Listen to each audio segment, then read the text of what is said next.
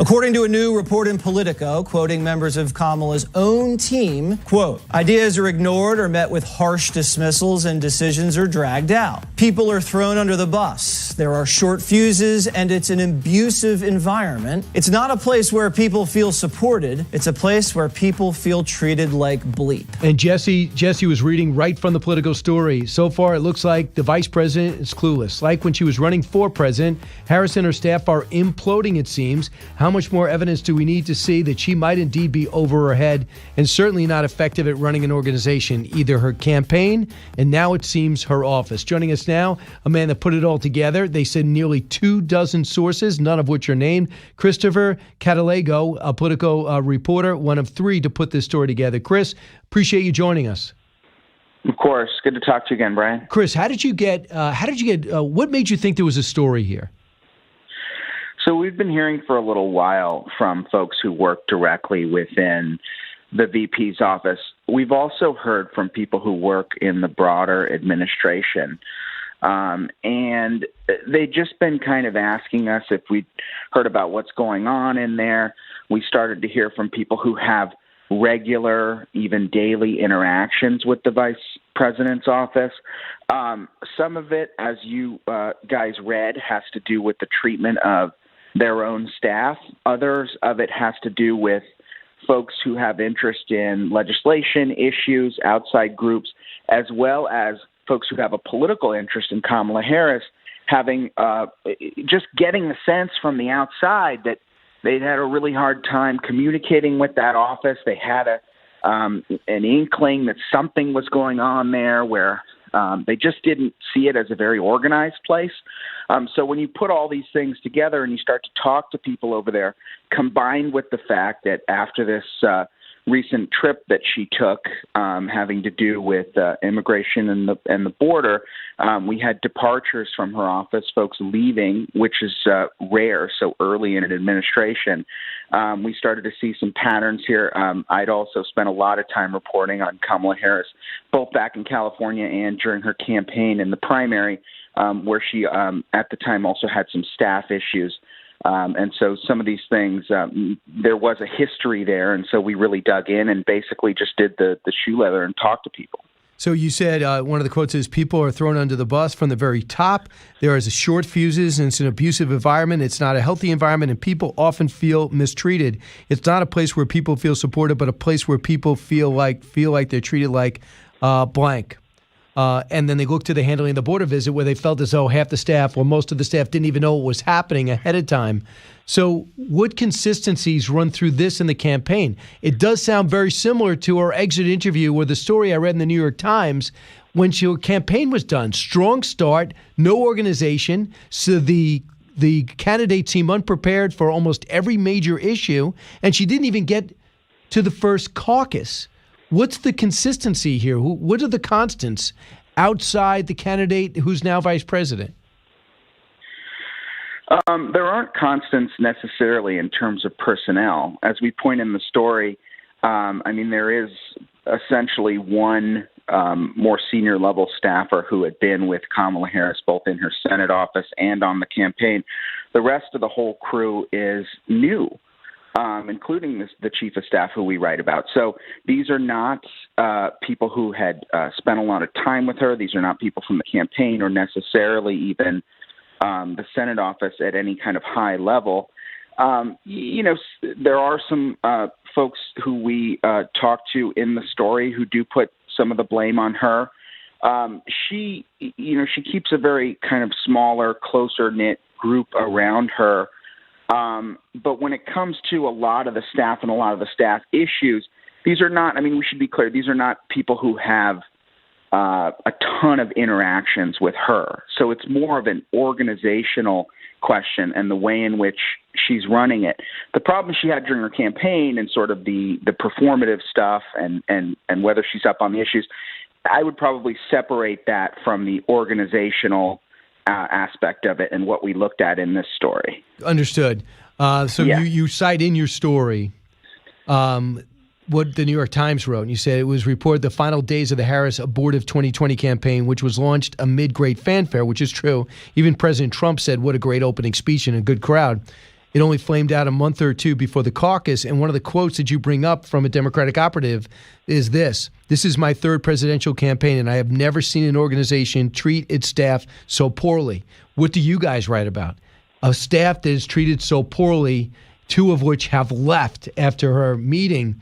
And her biggest job that she got, that she quickly pushed away from, was the border.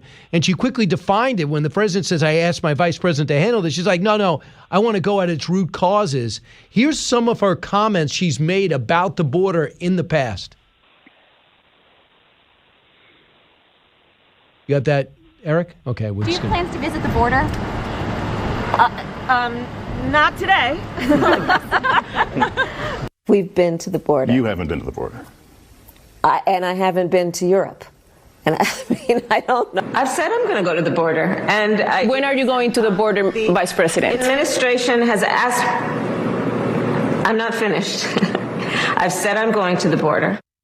I mean, right there, she seems surprised from Lester Holt's question. I always look at staff for that. You or I would be prepared to answer that, but maybe a candidate has more on the plate than we know.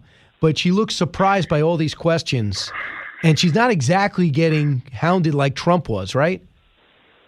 Yeah, I mean, there's no excuse for that answer. Essentially, it almost doesn't matter whether it was a lack of staff preparation on when are you going to go to the border, which is basically one of the top targets that the media is writing about her kind of writ large, and whether it's her in the moment sort of stumbling or giving the wrong answer. The end result is the end result. So, we don't know. Is it staff's fault? Is it her fault? But I think you're right. I mean, this giving sort of these what can be seen as like flippant answers is also somewhat of a pattern that she's had. And so I think that, these are some things she needs to clean up. And like you say, I mean, there's new staff around. There's not the same people who were around during her campaign. Briefing her on these things. And so, these are the kinds of things she needs to clean up. I mean, you saw so many leaks with the Trump administration. We don't get many of that. That's what really stands out about this story. You got 22 sources of this story. Yeah, they're all unnamed, and they've called cowards by their staff, by one of their staffers, say, you put your name on it. We have ways for them, if they have a complaint, for them to be heard. But I'm brought back to what the president said when he first got the job. He said, if I see people treating a subordinate in a bad way, they'll be fired on the spot. I mean, this seems like they're all being treated bad.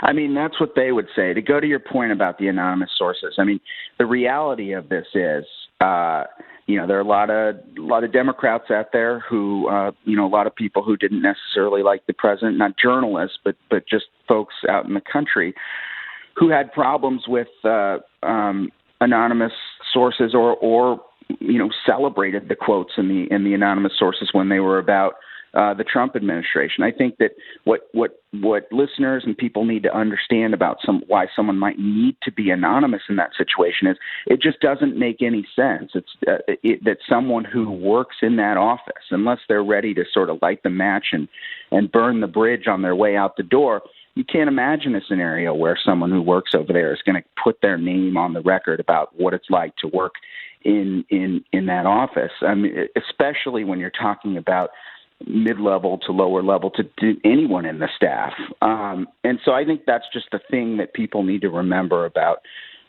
these anonymous sources and stories. And we vet all of this, like you say, whether it was the past White House or whether it was this White House or this VP's office. And I think, a lot of these people who are there, they, like everybody in their normal life, have conversations with people they know. They share what it's like in their workplace. They share interactions they've had. And the other thing, too, is, sometimes these stories are just sort of scratching the surface. People are giving, what they're allowing to be printed in the story is just a general sense of what it's like, or they're giving a couple anecdotes. Well, around this trip, this happened.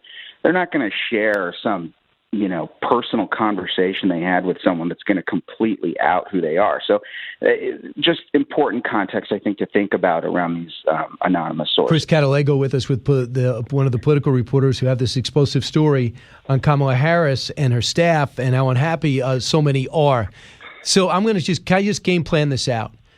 So a lot of people have said Joe Biden is 78 years old, clearly not on the top of his game, even comparing him from where he was in 08 and 2012 when he ran to be vice president again and when he ran for president multiple times. A lot of people say, well, there's going to be pressure on him to step aside and let Kamala Harris take the ball. Could this, some have speculated that maybe the White House is throwing a brushback pitch to the vice president. Like, you're not doing great and know where you are.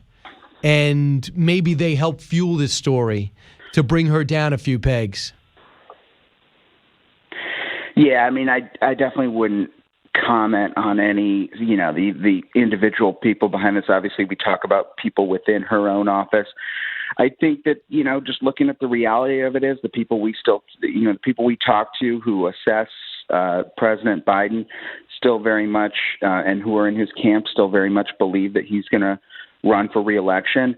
The big question for him will be if he doesn't, and how much he throws his support, the folks around him throw their support around Kamala Harris. I don't think people expect that this is her run, if that is to happen, and if he doesn't run, is going to be a field clearing exercise for the Democratic Party. I think there's too much ambition there. There's too much. There are too many up and comers in the party for that to happen. But I think it would certainly make her life easier if he does choose not to run.